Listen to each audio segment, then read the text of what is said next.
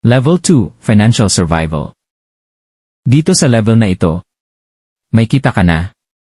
May trabaho ka na. Pero parang wala ka pa ring nararating.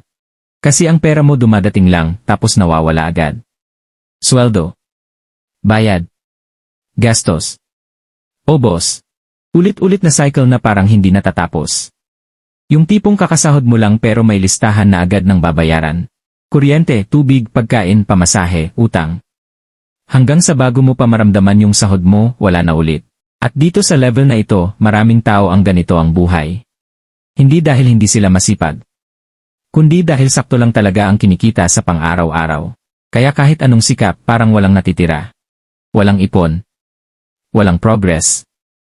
Paulit-ulit lang, at ang pinaka nakakapagod dito, yung pakiramdam na nagtatrabaho ka naman pero parang hindi ka umaasenso.